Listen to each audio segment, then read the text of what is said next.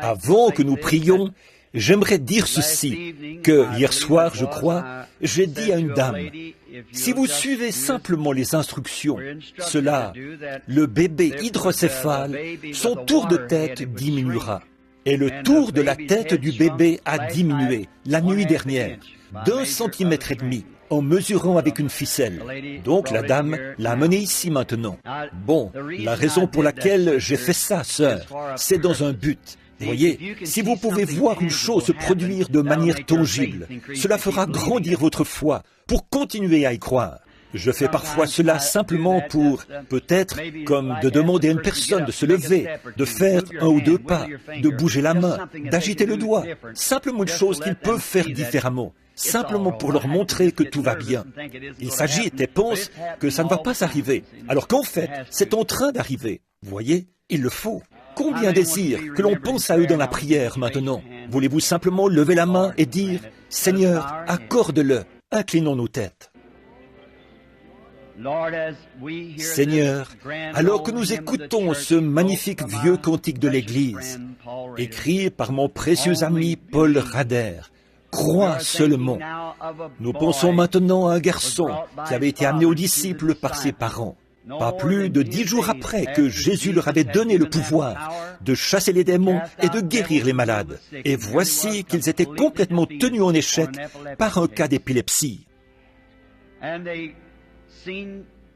Et ils ont vu notre Seigneur qui venait. Alors le Père a couru et a dit, « Seigneur, aie pitié de nous. Mon fils est cruellement tourmenté par un démon. Je l'ai amené à tes disciples et n'ont pas pu le guérir. » Jésus a dit, « Je le peux si tu crois. Crois seulement. » Ô Dieu, tu n'as pas du tout changé depuis. Tu restes le même Dieu, aimant, doux et compatissant. Ce que tu étais alors, tu l'es aujourd'hui. Et Seigneur, comme ce Père, nous crions tous, « Seigneur, viens au secours de notre incrédulité. » C'est tellement simple. Nous nous y achoppons seulement, Père. Nous voulons t'offrir des actions de grâce et te louer d'avoir touché ce petit bébé hier soir, de voir que ce crâne qui avait gonflé du fait que l'os était poussé vers l'extérieur a diminué d'1,5 centimètre la nuit dernière. Nous en sommes reconnaissants, Père, quand nous savons que nos médecins, malgré leurs recherches, ne peuvent rien faire pour ça. Mais tu es toujours Dieu, le maître de toutes les situations. Nous te remercions, Père. Nous te remercions pour la loyauté et la douceur de cette mère, son obéissance d'avoir ramené la ficelle et de l'avoir collée sur ce morceau de papier ici, pour montrer ça au public, comme confirmation de son témoignage pour la gloire de Dieu. Puisse son petit vivre comme un enfant normal, pour ta gloire. Regarde toutes ces mains qui se sont levées, Père. Chacune d'entre elles avait un besoin. La mienne est aussi levée, Père. J'ai un besoin. Et il y en a beaucoup ici, sous forme de lettres ou dans cette boîte, qui ont des besoins, des gens qui ont vraiment des besoins. Fais en sorte, Seigneur, que tous reçoivent ce soir ce qu'ils ont demandé. Puisse-t-il prendre le témoignage de cette mère comme un exemple qui démontre que, quand tu dis une chose, elle est accomplie. C'est, vous, tout ce que nous devons faire, c'est de l'accepter et agir en conséquence. C'est une œuvre accomplie. Accorde, Seigneur, pour chacune de ces lettres et chacun de ces mouchoirs, que les gens sur qui ils sont appliqués soient guéris. Tous ceux qui ont levé la main, Père, qu'ils reçoivent le désir de leur cœur. Nous le demandons au nom de Jésus. Amen. Vous pouvez vous asseoir. Je voulais juste vous montrer la ficelle ici, que la dame, voilà, que la grosseur de la tête du petit bébé a effectivement diminué, comme le Seigneur nous l'avait promis par le Saint-Esprit hier soir. N'est-il pas merveilleux? En effet, cela nous encourage tellement à avoir la foi et à croire. Bon, quand Jésus a dit à cet arbre, dans Marc 11, 23, « Dorénavant, aucun homme ne mangera de ton fruit », il n'a peut-être pas crié. En effet, franchement, il l'a fait avec un tel calme que ses disciples, je pense que l'un d'entre eux l'a entendu. Et cela, quand cet épileptique, quand il est arrivé devant le Seigneur Jésus, ce garçon a eu la pire crise qu'il ait jamais eue. Peut-être qu'il est tombé par terre comme mort, mais il s'est rendu compte qu'il avait rencontré quelqu'un qui avait une foi bien plus élevée que ses apôtres. Là, j'aimerais que quelqu'un qui ne croyait pas à la guérison divine regarde bien ceci. Jésus leur avait donné la puissance de chasser les esprits, et ils avaient échoué. Ce n'est pas la puissance qui avait échoué, mais c'est eux qui avaient échoué. Jésus leur a dit, « Pourquoi n'avons-nous pas pu le chasser ?» Il a dit, « À cause de votre incrédulité. » L'Église a toujours une certaine puissance. Dieu n'a jamais retiré sa puissance de l'Église, mais l'Église n'a pas assez de foi pour agir en conséquence. C'est tout. C'est aussi simple que ça. Nous essayons de le rendre si compliqué parfois, mais plus vous rendez l'Évangile simple, plus vous aurez la réalité. Quand vous deviendrez vraiment simple avec cela, Dieu l'a dit, c'est réglé et c'est tout. Croyez-le simplement, allez de l'avant. Quand Jésus a dit « Aucun homme ne mangera de ton fruit », eh bien, les feuilles étaient toujours aussi jolies et brillantes qu'avant. L'écorce était pareille, mais tout en bas dans le sol, dans les racines, la vie a commencé à s'en aller. Ainsi en est-il d'un cancer, de n'importe quelle maladie à laquelle vous pourriez penser. Quand vous pouvez accepter la parole de Dieu, tout en bas, dans les racines, au fond, le cancer pourrait être là. Votre main pourrait toujours être aussi raide. Cela n'a rien à voir avec la guérison divine. C'est si tu peux croire. Voyez, tout en bas, quelque part, le travail a déjà commencé. Jésus a dit, si vous dites à cette montagne, ôte-toi de là, et que vous ne doutez pas dans votre cœur, mais croyez que ce que vous avez dit s'accomplira, vous pouvez avoir ce que vous avez dit. C'est beau, n'est-ce pas? De qui cela est-il venu? Du Fils de Dieu, dont les paroles, les cieux et la terre passeront, mais ces paroles ne passeront pas. Bon, la seule manière dont vous puissiez faire cela, c'est en ayant l'objectif juste et le motif juste. Maintenant, si je sortais ici et disais, je vais vous montrer que je peux déplacer cette montagne. Montagne, ôte-toi de là. Elle ne se déplacerait jamais. Certainement pas. Peu importe ce que j'aurais eu, ça doit être, premièrement, il faut trouver la volonté de Dieu. Voilà la raison. D'habitude, dans les lignes de prière, j'ai les cas les plus difficiles. C'est parce qu'ils sont déjà passés par des lignes et tout. Et ensuite, ça revient vers moi. Mais, voyez, si vous avez un péché non confessé, avez-vous déjà remarqué un cas? Avant que je demande au mauvais esprit de sortir, j'examine ce cas vraiment bien pour m'assurer qu'il n'y a rien dans cette vie qui pourrait faire obstacle. Voyez? Parce que, souvenez-vous, avec ces dons, on peut s'attirer des ennuis. Dieu, souvenez-vous qu'une fois, il a donné un prophète, a fait d'un homme un prophète, Moïse, et lui a dit d'aller parler au rocher. Mais le prophète, qui était exaspéré, est sorti et a frappé le rocher, ce qui parlait de la faiblesse de Christ, indiquant qu'il devrait mourir une seconde fois, ou être frappé une seconde fois. Il avait la puissance pour la faire venir, mais ce n'était pas la volonté de Dieu. Je n'ai jamais pu croire que c'était la volonté de Dieu pour Élie pendant qu'il cheminait, parce que ses enfants le taquinaient à cause de sa calvitie. Je ne pense pas qu'il aurait dû faire ça, mais il était prophète et il était irrité. Alors il a prononcé une malédiction contre ses enfants, et 2 ours ont tué 42 petits-enfants innocents. Voyez, cependant, je ne crois pas qu'il aurait dû faire ça. Et cela... Dieu, je crois qu'aujourd'hui, avant de donner la puissance à son Église, il éprouve son Église, afin de voir ce qu'elle fera. La prochaine fois, peut-être, si le Seigneur le veut, quand je reviendrai, nous aurons le temps de nous arrêter à quelque chose comme cela, à quelque chose qui est sur le point d'arriver. Et alors, nous en saurons plus à ce sujet. Mais si vous prononcez simplement la parole, que vous dites, « Seigneur, je le crois, ne doutez pas », que ça vienne vraiment du fond de votre cœur. Bon, disons par exemple que je me trouve dans une vallée et que je prêche à des millions de personnes, mais que de l'autre côté de la montagne, là, se trouve un groupe de 100 personnes en train de mourir sans connaître Christ. Eh bien, j'ai 1 million de personnes ici à qui prêcher. Pourtant, quelque chose dans mon cœur me dit, va de l'autre côté vers ces gens, va vers eux. Ils sont en train de périr. Moi, je ne veux pas y aller. Pourtant, il y a quelque chose en moi. Vous voyez? Alors ça, c'est Dieu qui agit. Regardez quel est l'objectif. Regardez quel est le motif d'y aller. pas pour vous-même. Bon, si je dis, eh bien, si mon objectif d'aller là-bas est juste, mais ensuite que je monte ici et que là se trouve une grande montagne, que je dise, vous savez, si je franchis cette montagne et sauve ces 100 personnes, un jour, on aura une statue là-bas. Frère Branham, le grand missionnaire. Alors mon motif n'est pas juste. La montagne ne tombera pas. Non, monsieur.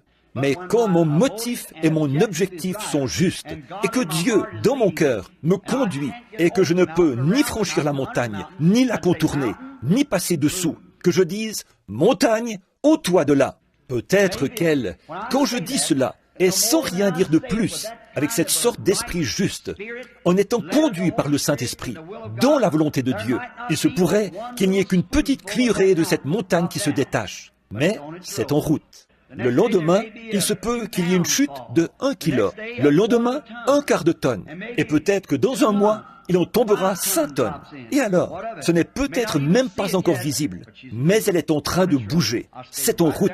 Je resterai là à regarder la chose s'accomplir, car Dieu l'a dit et c'est réglé, tout simplement. Pouvez-vous penser ça au sujet de votre mère là-bas ce soir?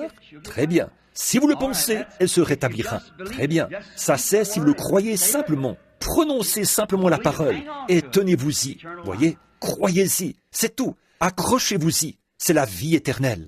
Bon, demain après-midi, j'ai dit à Billy ce soir, simplement d'oublier les cartes de prière et que je voulais parler. Je confesse la vérité. Ça fait depuis janvier que je suis en route. Outre-mer, de retour, à Phoenix, à la maison, de retour, et je suis complètement... Ce discernement, j'en arrive à être tellement faible que parfois, j'ai de la peine à savoir où je me trouve. Ça m'a presque achevé. Et puis, je dois repartir. Et vous, frères, m'avez invité à rester encore quelques jours. Combien j'apprécie cela. Je pense vraiment que c'est ici un merveilleux groupe de ministres. J'aurais souhaité que nous ayons un peu plus de temps pour fraterniser. Si le Seigneur le veut, je reviendrai un jour, rien que pour aller d'une église à l'autre et faire le tour de la ville, vous rendre visite à tous. Je serais heureux de faire cela, faire tout ce que je peux afin d'aider le royaume de Dieu, pour autant que vous le souhaitiez, et de revenir un jour, que vous nous rejoigniez, afin d'avoir une toute bonne réunion quelque part. Et souvenez-vous, frères, je prierai pour vous, ça c'est sûr, et je veux que vous priez tous pour moi, vous tous. Et maintenant, demain matin, auront lieu les réunions dans toutes ces différentes bonnes églises de la ville. Bon, quelques groupes de Jeffersonville sont ici. Quelques amis. Un de mes administrateurs de l'église, frère Fred Sothman, est ici. Je n'ai pas encore pu le voir dans la réunion. Et frère, beaucoup de mes amis de Jeffersonville m'ont pris mon secrétaire là, et tous sont ici, quelque part dans la réunion. Je ne les ai pas encore vus. Et frère, il y a de bonnes églises ici dans cette ville. Et vous autres visiteurs, trouvez-en une et allez dans ces églises demain. Elles vous feront du bien, j'en suis sûr. Ce sont des frères qui croient en ce genre de ministère. C'est la raison pour laquelle ils sont ici, assis sur l'estrade, et à ces places ici en bas. Ils croient en cela. J'apprécie de tels hommes. Seigneur, bénis ce chapitre des hommes d'affaires du plein évangile qui ont parrainé cette réunion. Il y a, je crois que c'était juste, qui ont parrainé la réunion. Je vais à beaucoup de leur parrainage, parce que là, nous ne devrions pas être comme ça. Mais souvent, les frères laissent de petites différences de rien du tout. Comme un homme qui croit une petite chose, une autre petite chose, cela produit un peu de friction. Et ça rouvre d'anciennes blessures d'il y a très longtemps. À ce jour, elle devrait être guérie. Mais et si j'ai les hommes d'affaires du plein évangile, ça permet de relier un peu tout ça.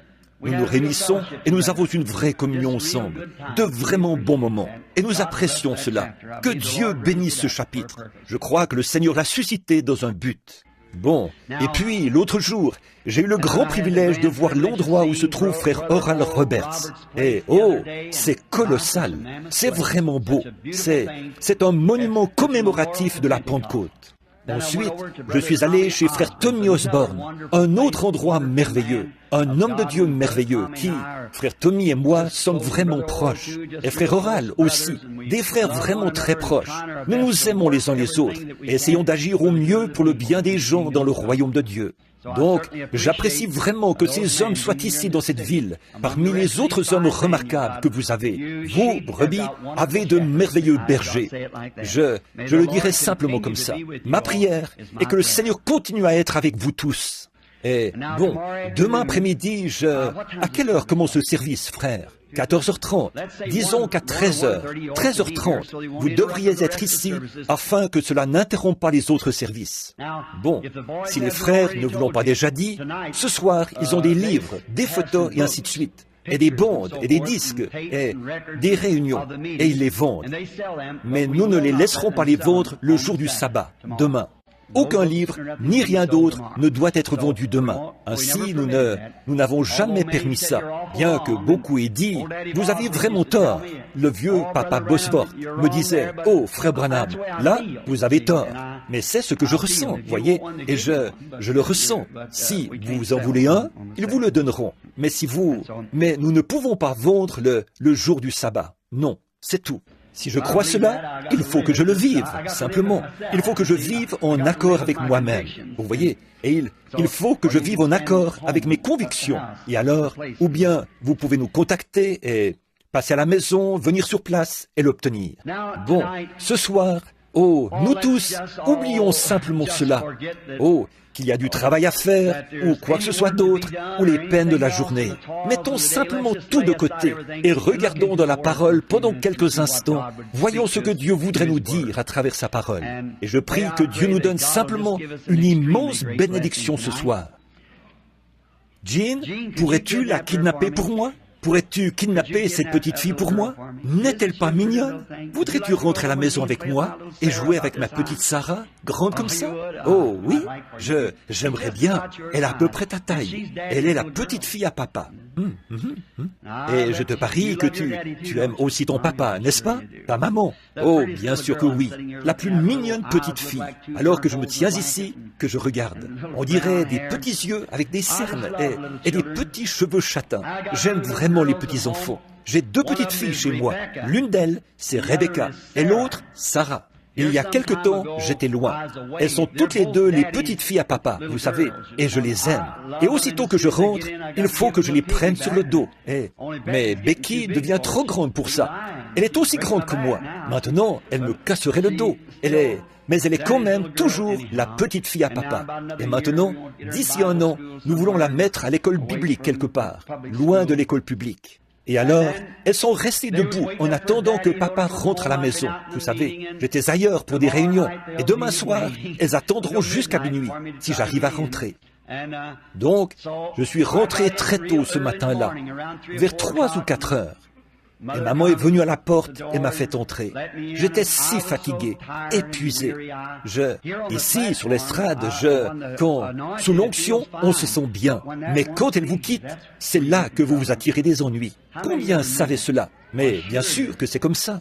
Regardez, Élie est allé sur la montagne et a appelé le feu du ciel. Il a appelé la pluie du ciel. Et ensuite, quand l'Esprit l'a quitté, il a erré dans le désert pendant 40 jours. Et Dieu l'a trouvé caché au fond d'une caverne quelque part. Jonas, il est allé au fond et est resté en vie dans le ventre d'une baleine 3 jours et 3 nuits.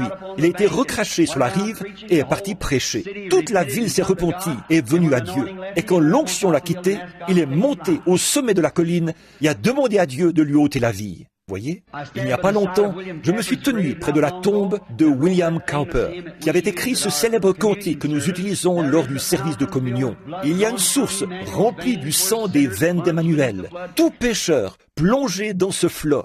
Avez-vous déjà entendu ce qui lui est arrivé? Après que cette inspiration l'eut quitté, il a essayé de trouver la rivière pour se suicider. J'habite juste de l'autre côté de la vieille maison du Kentucky.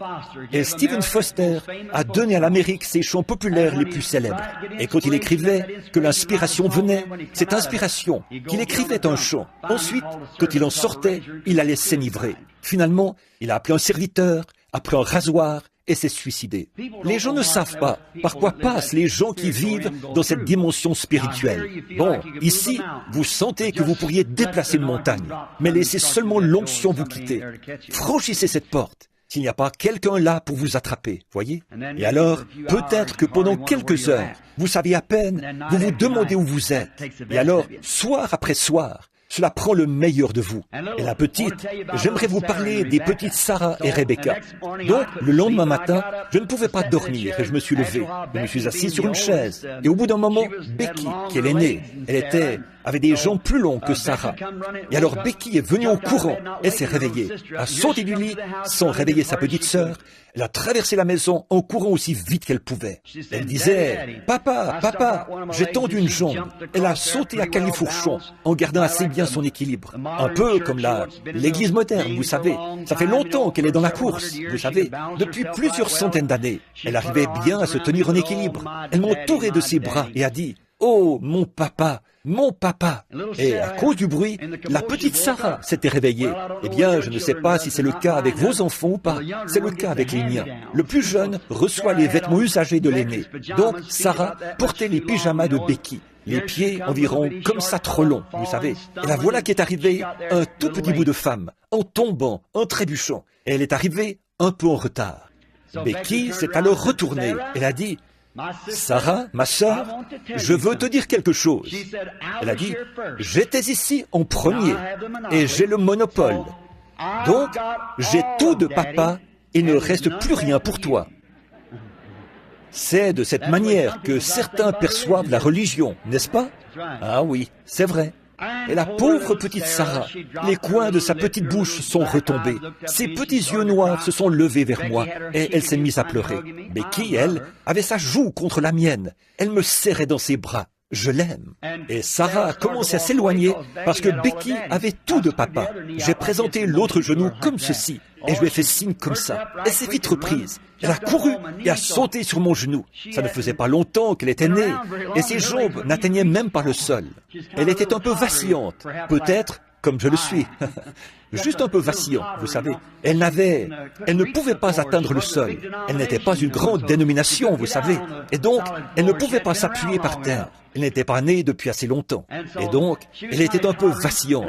Alors j'ai mis mes deux bras autour d'elle, comme ceci. Je l'ai serrée contre moi, et ses petits yeux noirs se sont mis à briller, en regardant de nouveau Rebecca. Elle a dit, « Rebecca, ma sœur. » Elle a dit, « C'est peut-être vrai que tu as tout de papa, mais je veux que tu saches une chose. Papa a tout de moi. » Alors, c'est pourvu qu'il ait tout de moi. Je n'ai peut-être pas l'instruction pour faire passer les grandes choses, mais aussi longtemps que je sais qu'il a tout de moi, alors que je suis vacillant, puisse-t-il simplement m'entourer de ses deux bras. Ainsi, je me sentirai bien. Eh bien, offrons-lui encore un petit mot de prière avant d'ouvrir la parole. Maintenant, Père Céleste, nous sommes conscients que nous sommes aussi comme des enfants. Et tu aimes être avec nous et adorer avec nous. Et alors que nous t'adorons et que tu nous aimes et que tu nous tiens dans tes bras, que tu envoies ton Saint-Esprit et nous fais savoir que tu es vivant et que tu es notre Père, nous te disons un grand merci. Maintenant, puisse le Saint-Esprit venir vers nous ce soir. Aime chaque cœur, Seigneur. Donne-nous une bénédiction toute fraîche, Père.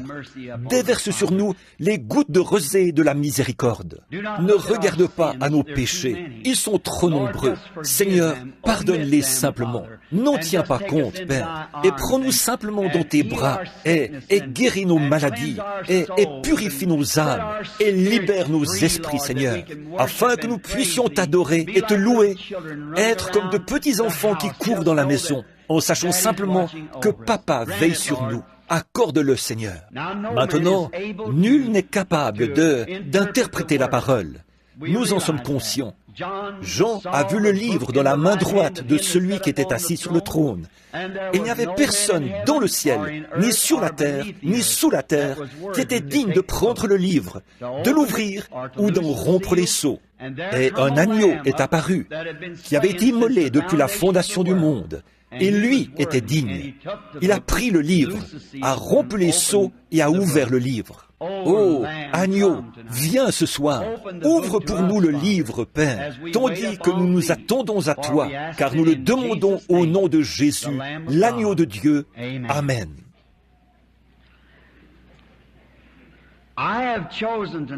Ce soir, j'ai choisi ici un petit verset des Écritures de 3 mots. Mais premièrement, je veux lire un ou deux versets dans Jean, au chapitre 11, en commençant par le verset 23.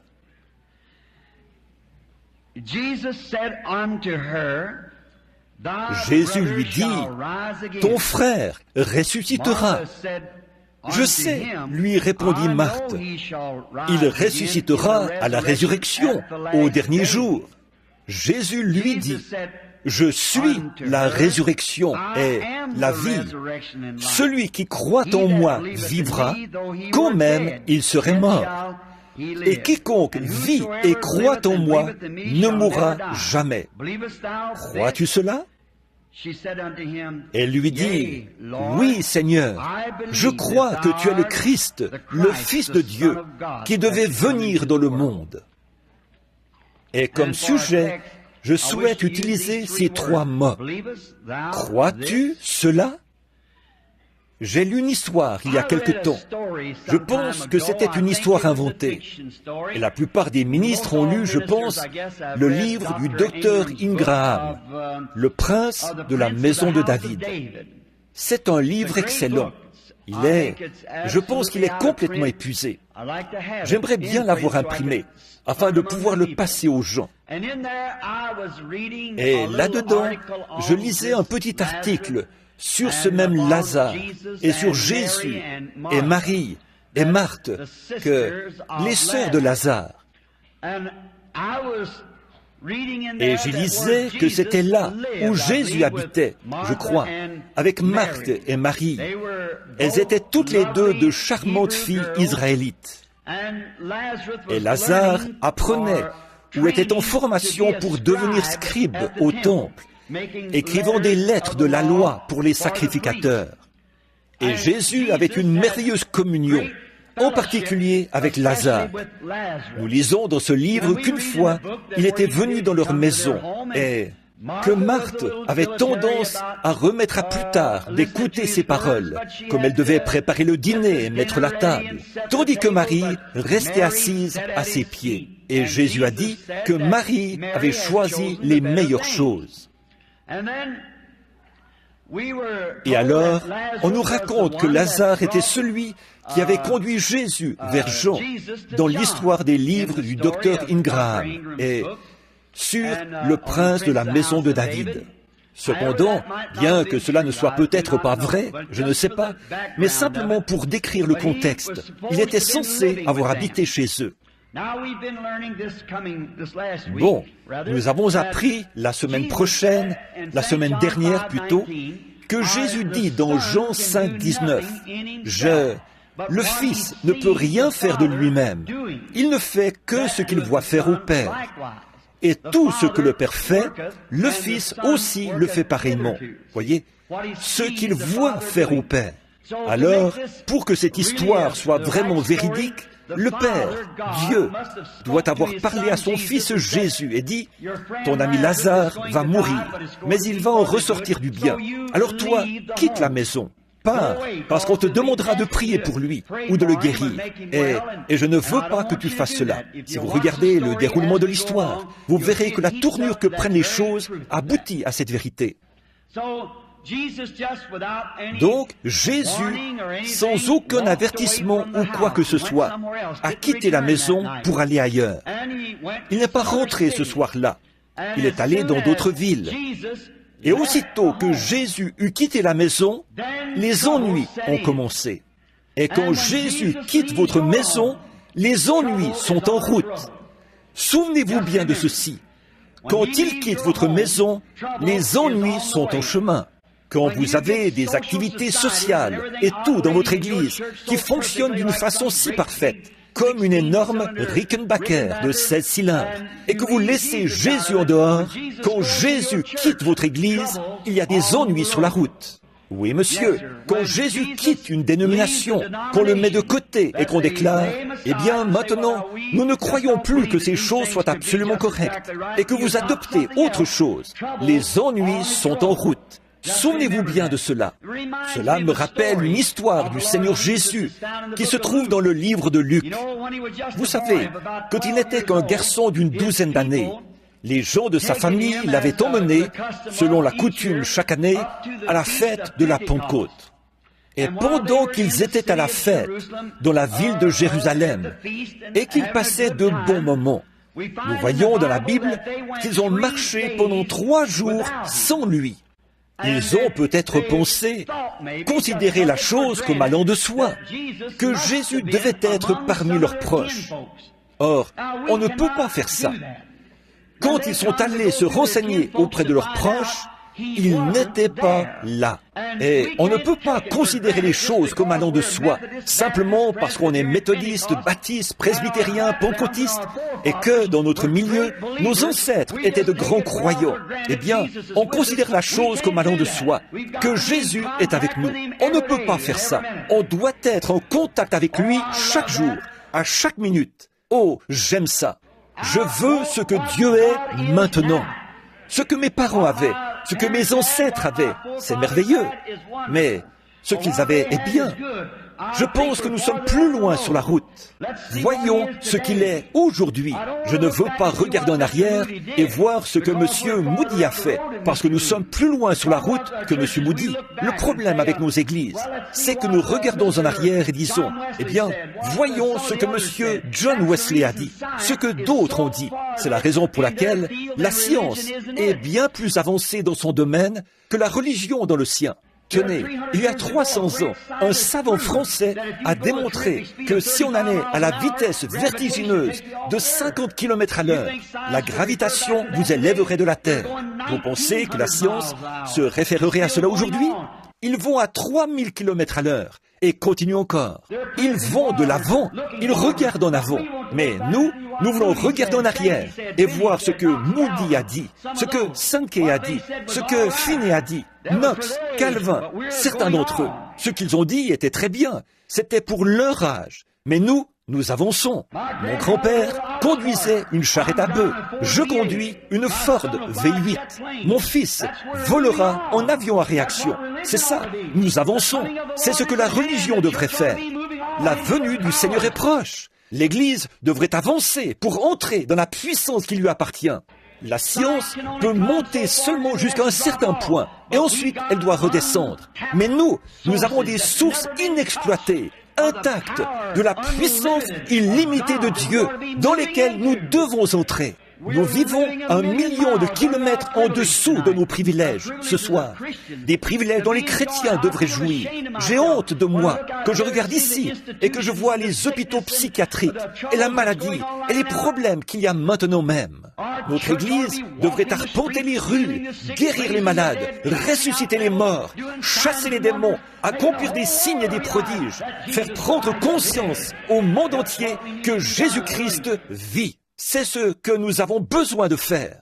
Mais vous dites, Monsieur Moody Monsieur Moody n'a pas vécu de nos jours. C'est vrai, nous vivons pour la venue du Seigneur. Et nous avons simplement considéré les choses comme allant de soi, qu'il était avec nos proches. Mais l'autre jour, quand un adversaire a défié Monsieur Graham, nous avons vu qu'il n'était pas parmi nos proches. Où le trouve-t-il? Où ont-ils trouvé Jésus? Exactement là où ils l'avaient laissé. Où l'ont-ils laissé? À la fête de la Pentecôte. Où laissons-nous Jésus? Où l'Église l'a-t-elle fait? À la fête de la Pentecôte. Quand nous nous éloignons de la puissance de la Pentecôte de jadis et de la fête de la Pentecôte, nous nous éloignons de Jésus. C'est tout à fait exact, mon ami. Nous vivons en dessous de nos privilèges. Oui, monsieur. Ils l'ont laissé à la fête de la Pentecôte. Et c'est le seul endroit où les méthodistes, les baptistes, les presbytériens et les pentecôtistes le trouveront. C'est en retournant là où vous l'avez laissé. Où est la joie du Seigneur? Où est la puissance du Seigneur? L'Église se demande aujourd'hui qu'est-il arrivé au Dieu de l'histoire? Il attend que son peuple l'appelle à entrer en scène. Mais nous ne pouvons pas le faire à travers les dénominations. Nous ne pouvons pas le faire par la psychologie. Nous ne pouvons pas le faire par l'arithmétique. Ou nous ne pouvons pas le faire par l'instruction. Nous nous séparons. Nous nous divisons. Nous ne sommes pas divisés. Nous sommes une seule personne, réellement en Jésus-Christ. Nous sommes tous un en Christ. Et nos dénominations n'y arriveront jamais. Aussi bonnes soient-elles, elles n'y arriveront pas. Notre instruction est le plus grand obstacle que l'Évangile ait jamais rencontré. L'instruction. Ce dont nous avons besoin, ce n'est pas d'instruction. Nous avons besoin de la puissance et de la démonstration du Saint-Esprit. de retour dans l'Église pour démontrer la puissance. Jésus n'a jamais dit « Allez par tout le monde et enseignez ». Il n'a jamais dit « Allez par tout le monde et faites ». Il a dit « Allez par tout le monde et prêchez l'Évangile ».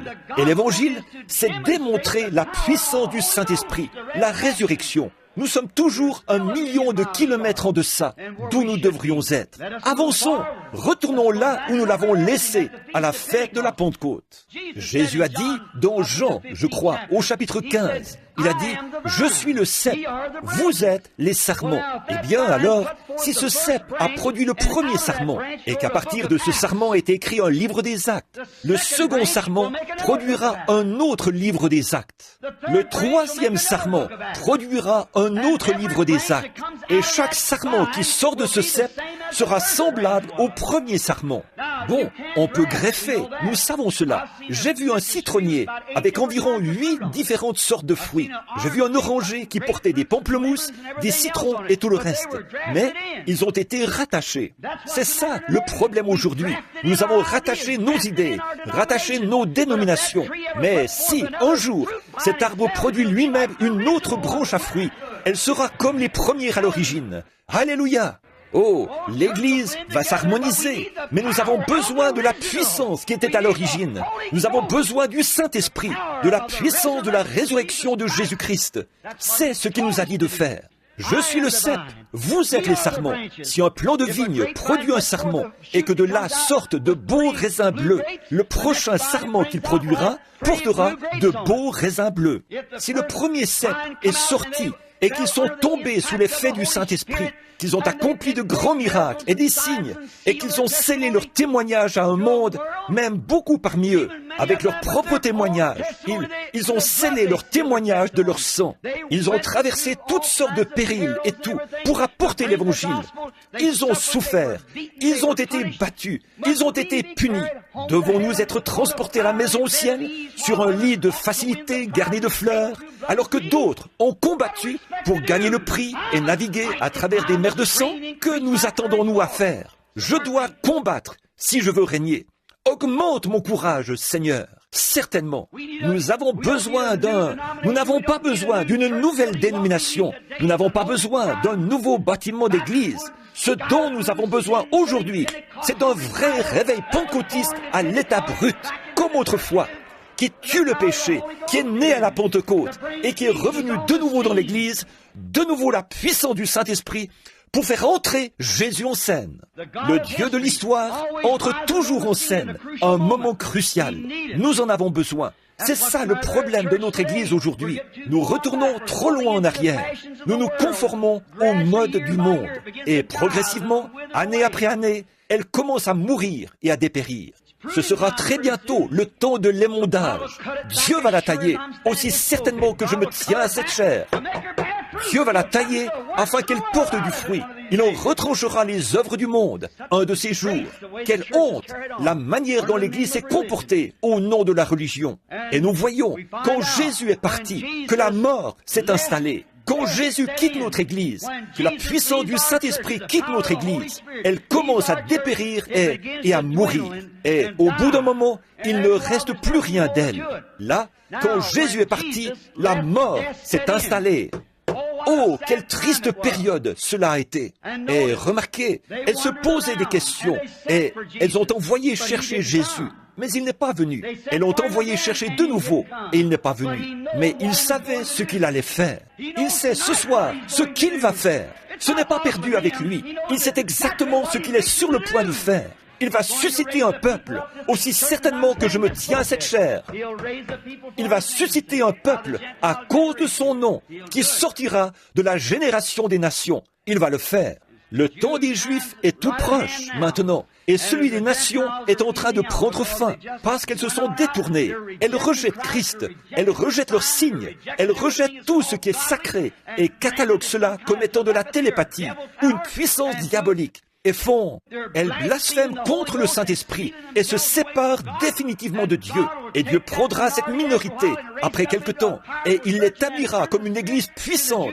Et ensuite, il dirigera l'Esprit vers les Juifs et emmènera l'église des nations à la maison. Exactement. Elle se prépare maintenant. Oh, combien nous sommes au temps de la fin, presque. Jésus, il savait.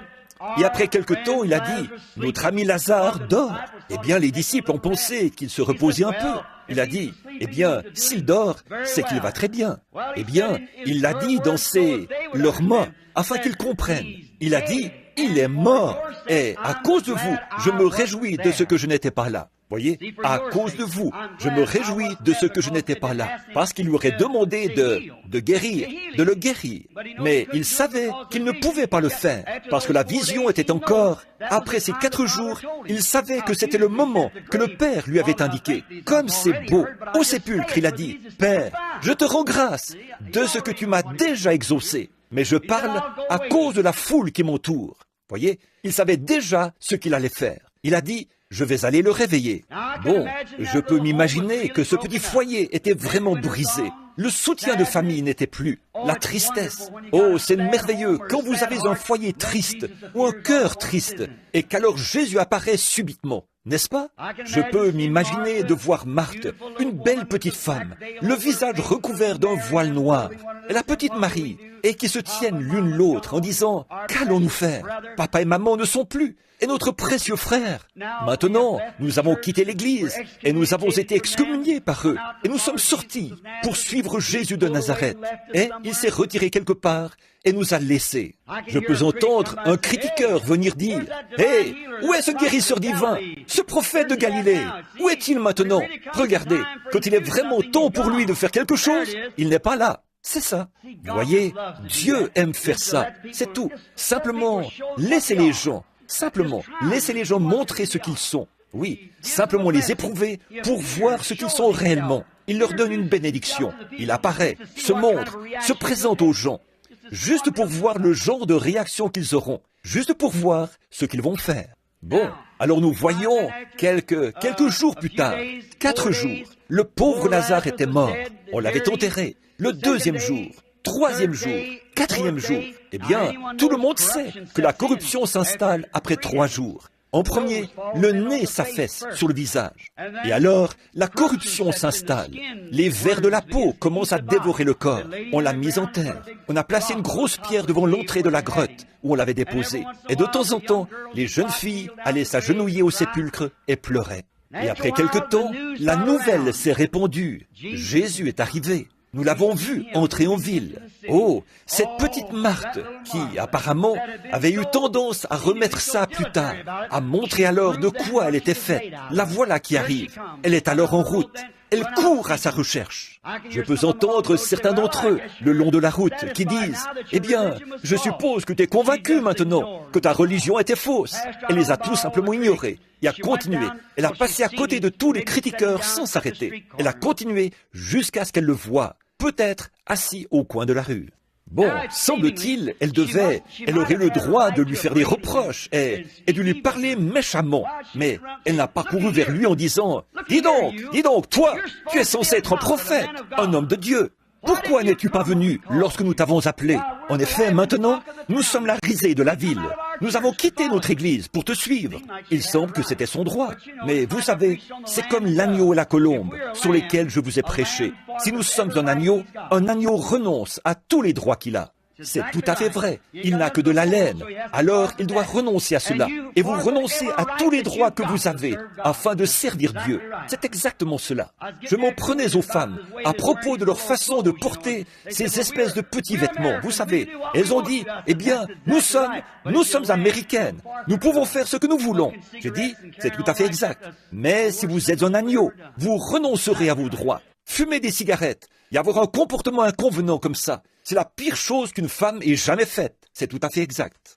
Il n'y a pas longtemps, une dame m'a dit, en me parlant, elle a dit, « Mais, frère Branham, on ne fait pas d'autres genres de vêtements. » J'ai dit, « Mais on fabrique toujours des machines à coudre et on vend du tissu. Il n'y a absolument aucune excuse. » C'est tout à fait exact. Souvenez-vous, un jour, il se peut qu'ici vous soyez purs vis-à-vis de votre mari, mais vous aurez à répondre d'adultère pour cela, très certainement, car quiconque regarde une femme pour la convoiter a déjà commis un adultère avec elle dans son cœur.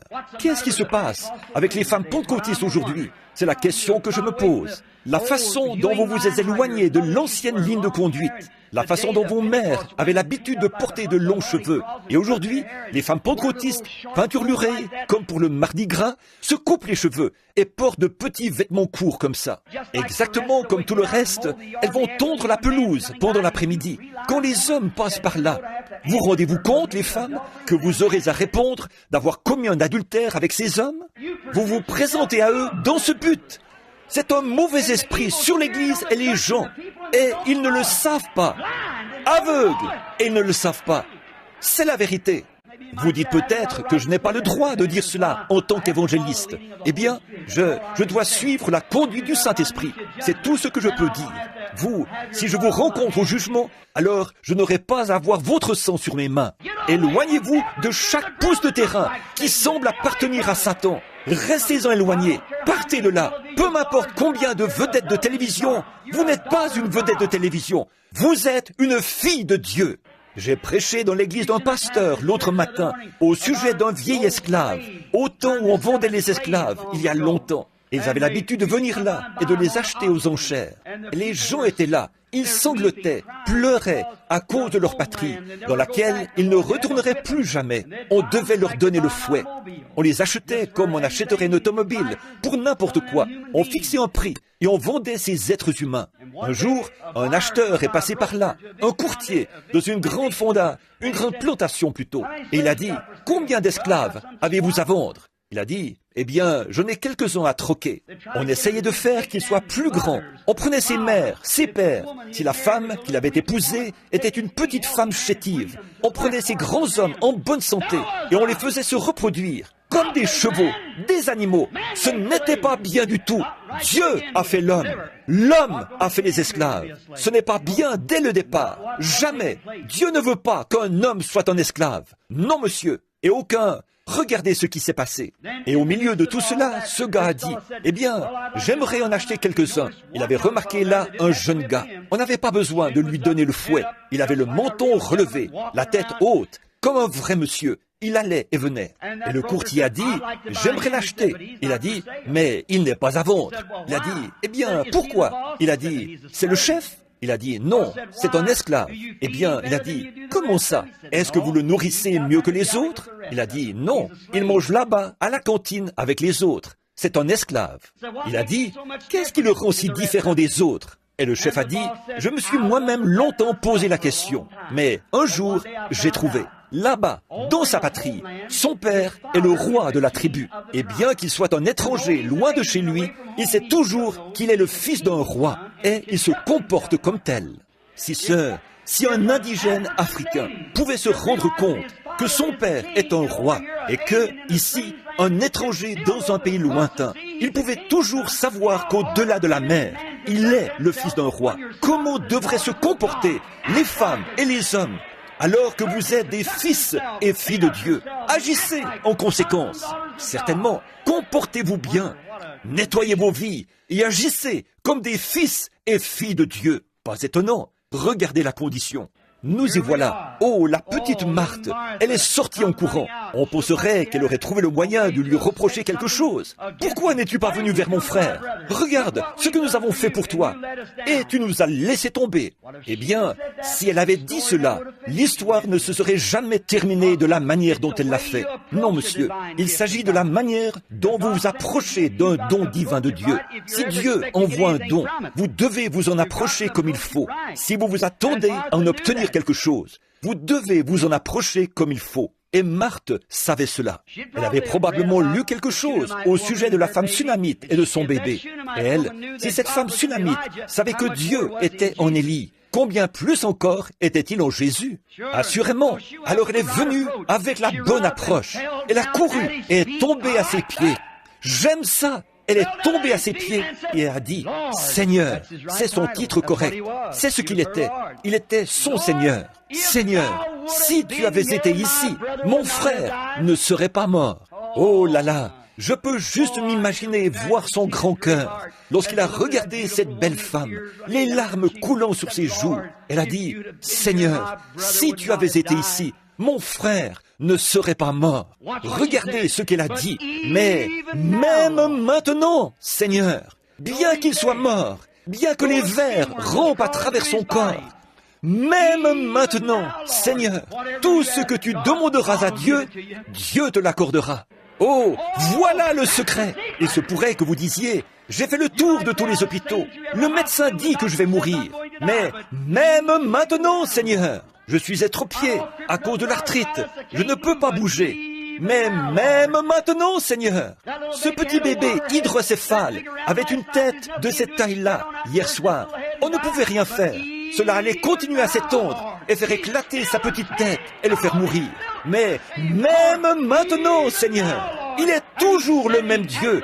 Il est toujours le même Seigneur. Même maintenant, Seigneur, il est assis à la droite du Dieu Tout-Puissant, intercédant pour les choses que nous déclarons qu'il a faites pour nous. Maintenant, je me sens vraiment religieux. Assurément, vous allez de toute façon me traiter d'exalté. Alors, autant commencer tout de suite et en finir avec ça. Alors, oui, monsieur, même maintenant, Seigneur, tout ce que tu demanderas à Dieu, Dieu le fera. Demandez n'importe quoi au Père en mon nom, je le ferai, a dit Jésus. Même maintenant, Seigneur, tout ce que tu demanderas, Dieu te l'accordera. Oh, cela a dû remuer son grand cœur. Il a dit, ton frère vivra de nouveau. Elle a dit, oui Seigneur, il vivra. C'était un bon garçon. Il sortira lors de la résurrection générale, au dernier jour. Ces Juifs croyaient à la résurrection générale. Il sortira à la résurrection des derniers jours. Regardez-le. Il s'est ressaisi dans sa petite personne. Il a dit, je suis la résurrection et la vie. Oh là là. Jamais homme n'avait pu dire ça auparavant. Jamais il n'y en aura un après qui puisse le dire. Il est le seul qui puisse le dire. Je suis la résurrection et vie, dit le Seigneur. Celui qui croit en moi vivra, quand même il serait mort. Et quiconque vit et croit en moi ne mourra jamais. Crois-tu cela? Elle a dit, oui Seigneur. Oh, elle savait que quelque chose était sur le point d'arriver. Obligatoirement. Quand la foi émanant d'un cœur pur rencontre Dieu, les rouages s'assemblent comme cela. Quelque chose doit se produire. Je défie cet auditoire ce soir, au nom de Jésus-Christ. Laissez votre foi se connecter à Dieu comme cela. Dans quelques minutes, nous aurons une autre Pentecôte. Un réveil tel éclatera dans cette ville qu'il n'y aurait pas assez de policiers dans tout le pays pour les retenir. C'est vrai, il y aura un véritable réveil. Même maintenant, Seigneur. Eh bien, Seigneur, on s'est déjà fait prendre par ceci. On a fait ceci et fait cela. Peu m'importe ce que vous avez fait. Même maintenant, Seigneur, il attend que vous fassiez appel à lui. Crois-tu cela? Bien sûr, oui monsieur. Même maintenant, tout ce que tu lui demanderas, où l'avez-vous mis? Maintenant, il descend au sépulcre. Il était suffisamment homme pour pleurer. Il était suffisamment Dieu pour ressusciter les morts. Ici, il y a quelque temps, une femme qui appartient à un certain groupe de gens. Ce n'est pas du tout mon habitude de mentionner des dénominations. Mais cette femme, ils ne croient pas que Jésus était divin. Ils ont dit qu'il était seulement un prophète. Bon, s'il était seulement un prophète, nous sommes tous dans le péché. Il était soit Dieu, rien de moins que Dieu, soit le plus grand imposteur que le monde ait jamais eu. C'est vrai, il était plus qu'un homme. Elle a dit, il n'était pas divin. Il y a tellement de cela dans cet évangile social aujourd'hui. Essayez de faire de Jésus-Christ un prophète. Mais voyons, il était le Dieu des prophètes. Bien sûr qu'il l'était. Elle a dit, je vais vous le prouver par votre Bible, qu'il n'était qu'un homme. J'ai dit, faites-le donc. Et elle a dit, quand il est allé au sépulcre de Lazare, la Bible dit, il pleura. Il devait être mortel, sinon il n'aurait pas pu pleurer. J'ai dit, Madame, est-ce ça, votre passage de l'Écriture? Je ne veux pas être sacrilège ici, en disant ceci. Mais je vais vous dire ce que je lui ai dit. Elle a dit, c'est ça. J'ai dit, cette déclaration est plus légère que le bouillon fait avec l'ombre d'un poulet qui serait mort de faim. J'ai dit, eh bien, vous n'avez rien sur quoi vous tenir. Elle a dit, pourtant, il a pleuré. Cela a montré qu'il était mortel. J'ai dit, il est né à la fois mortel et immortel. Il était Dieu dans la chair. Elle a dit, Oh, ce sont des sottises. J'ai dit, il est allé au sépulcre en pleurant. C'est absolument vrai. Mais quand il a redressé son petit corps, la Bible dit, il attirait peu les regards. Son aspect n'avait rien pour nous plaire. Mais lorsqu'il a rejeté ses petites épaules en arrière et a dit, Lazare, sors!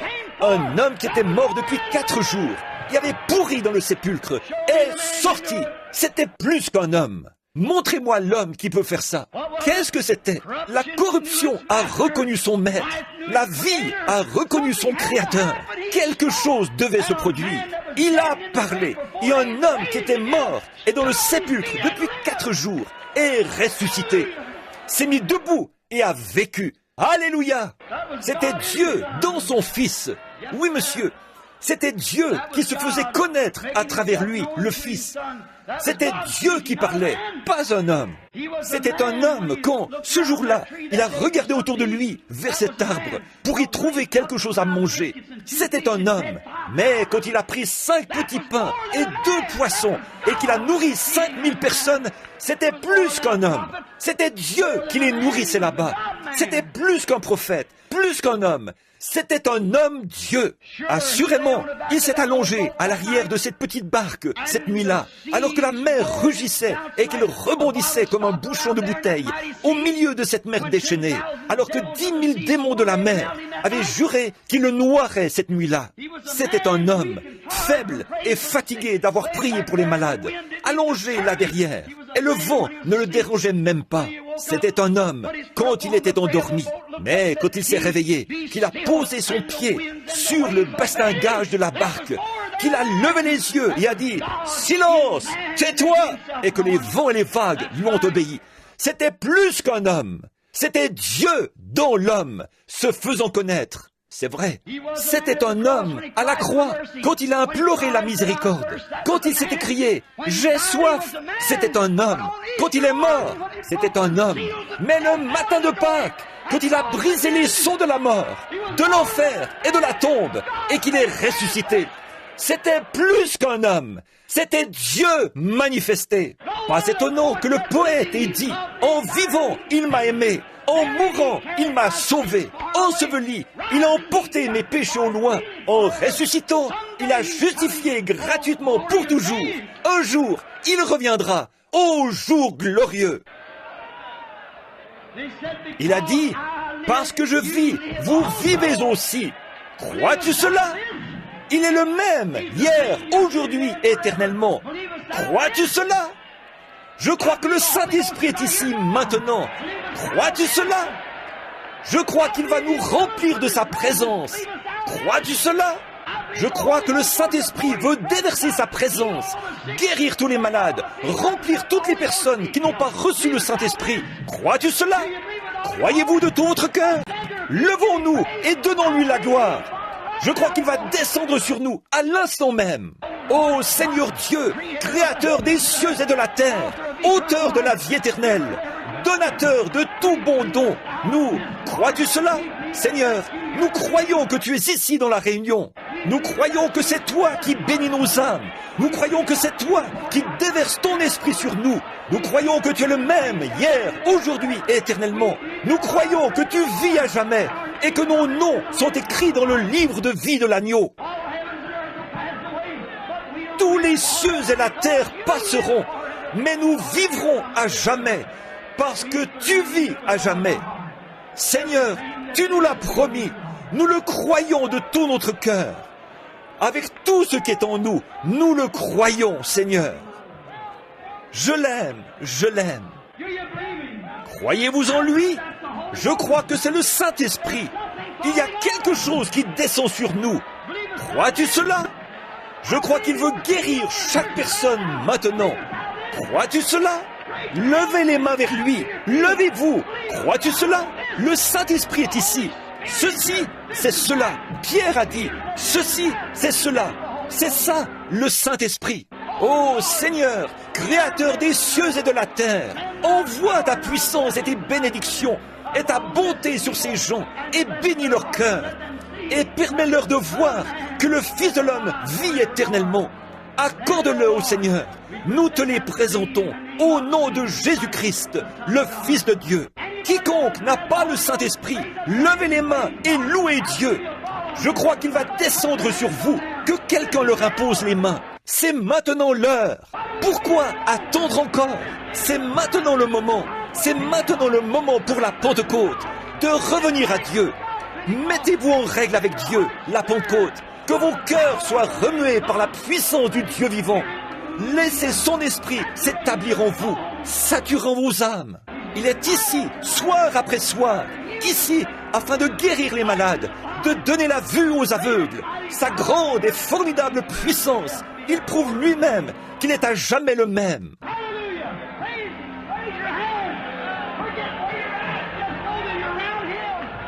Alléluia! Louez-le! Levez les mains! Oubliez où vous êtes! Sachez simplement que vous êtes près de lui, et de sa bonté, et de sa gloire, et de sa puissance, et que sa miséricorde dure à toujours. Il est pour toujours le même. Béni soit le nom du Seigneur. Alléluia!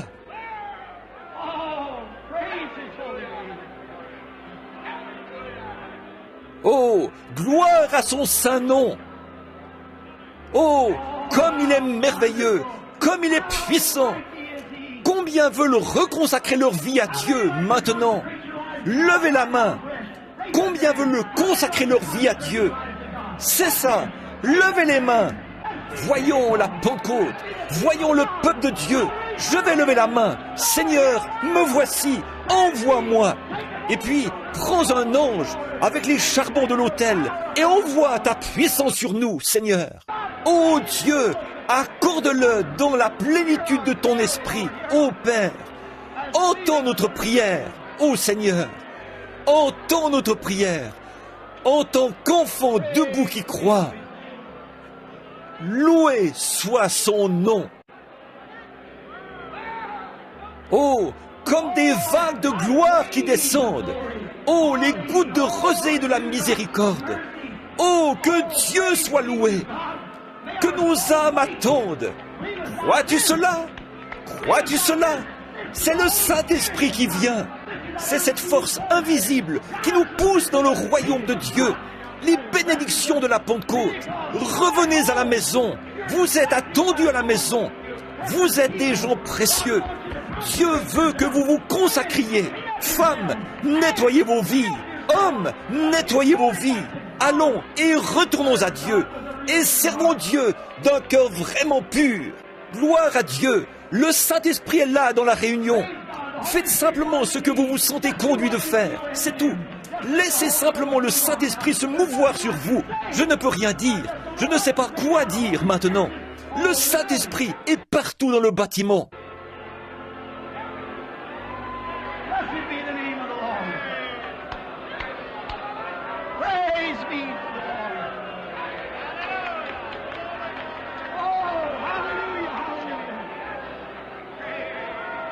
Béni soit le nom du Seigneur. Louange au Seigneur. Oh, alléluia, alléluia. Louange au Seigneur. Gloire au Seigneur. Comme c'est merveilleux, comme c'est glorieux.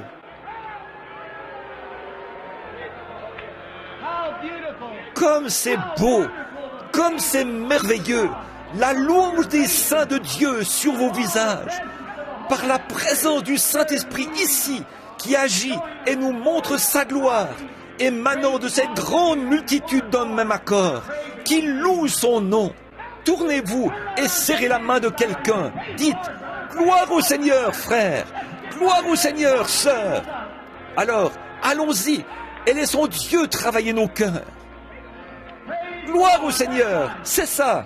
Vous tous, méthodistes et baptistes, presbytériens, pentecôtistes et adventistes du 7e jour, et quoi que ce soit que vous soyez, serrez-vous la main les uns les autres dans la présence du Seigneur Dieu. C'est ça. Oh, alléluia.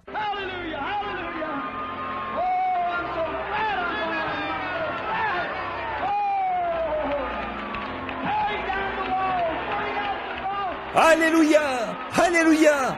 Oh, je suis si heureux d'être l'un d'entre eux. Je suis si heureux. Oh, démolissant les murs, jetant les impuretés dehors. Gloire, liberté dans le Seigneur. en louant son saint nom. Béni soit le nom du Seigneur. Oh, alléluia, gloire à Dieu. Oh, j'aime voir ça, des gens qui se serrent la main et dont les visages s'illuminent. La puissance de Dieu qui dit, c'est ça, nous sommes des enfants de Dieu. Nous sommes tous une très grande église, une très grande personne en Jésus-Christ. Son épouse, la glorieuse. La venue du Seigneur est proche. Son peuple s'assemble et s'aime avec amour et la puissance de sa présence. Oh, c'est comme le ciel. Oh, c'est bon. Amen.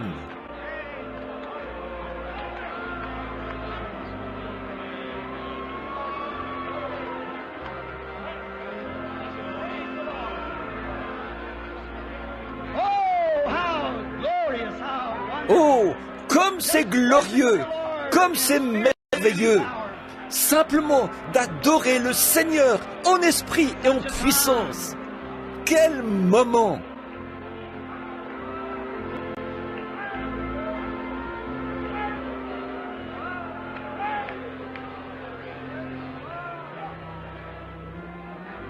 C'était pour s'arrêter. Nous commençons. On ne peut pas, j'ai dit aux frères, on ne peut pas s'arrêter ici. On ne peut pas ici. Puisque nous n'avons pas commencé, il n'y a pas lieu de nous arrêter. Absolument, absolument merveilleux. Combien se sentent vraiment bien. Simplement la présence du Seigneur. Oh là là, c'est merveilleux. La présence du Seigneur ici. Maintenant, la présence du Seigneur est ici pour guérir les malades, rétablir les gens. Croyez-le tout simplement. Le croyez-vous? Si nous pouvons le croire, lui, tout est possible. Vous croyez ça? Croyez-vous que c'est la présence du Seigneur? Maintenant, pendant que vous... Donnez-moi juste un instant maintenant. Et écoutez juste pour un instant. Laissez-moi vous prouver que c'est le Saint-Esprit qui est ici. Laissez-moi vous montrer que le Saint-Esprit, celui qui parle, celui qui accomplit la chose, c'est cela. Combien qui sont ici maintenant sont venus malades? Voyons vos mains. Ceux qui avaient une maladie. Il y a des gens, il y a un homme debout là. Croyez-vous, monsieur? Aucune carte de prière n'a été distribuée. Mais croyez-vous que Dieu peut vous guérir? Croyez-vous qu'il peut me dire votre problème? C'est dans votre côté. Vous devez bientôt subir une opération. C'est vrai. Vous vous appelez monsieur Cartwright. C'est vrai. Pas vrai? Agitez la main. Très bien. Rentrez chez vous et soyez guéris. Vous n'en aurez pas besoin. Le croyez-vous? Cet homme qui tient ce bébé dans les bras, croyez-vous que je suis le serviteur de Dieu? Vous croyez que ceci c'est le Saint-Esprit? Je ne vous connais pas, pas vrai? Je ne vous ai jamais vu de ma vie. Nous sommes des inconnus l'un pour l'autre. Croyez-vous que le Saint-Esprit peut me dire ce qui ne va pas chez ce bébé? Il a de l'urticaire. C'est vrai, pas vrai? Certainement. Vous n'êtes pas d'ici. Non. Vous-même, vous avez des problèmes d'estomac. Vous en souffrez. C'est vrai, n'est-ce pas? Vous venez de Kansas City. Très bien. Retournez chez vous. Jésus-Christ vous rétablit. Alléluia! Croyez! Le croyez-vous de tout votre cœur? Voici l'ange du Seigneur qui se tient au-dessus de ce petit bout de femme, assez âgée, assise juste ici, qui souffre d'une hernie. Vous croyez que Dieu va vous guérir de cette hernie, sœur? Vous, avec la petite fleur rouge sur votre chapeau, levez la main. Très bien. Rentrez chez vous et soyez guéris. Amen. Oh, c'est Dieu, c'est Christ, le Fils de Dieu. Il est ressuscité des morts. Il est ici.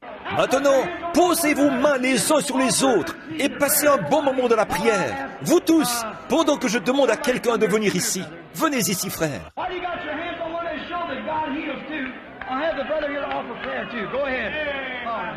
Pendant que vous avez les mains les uns sur les autres pour montrer que Dieu guérit, j'ai le frère ici qui va aussi prier.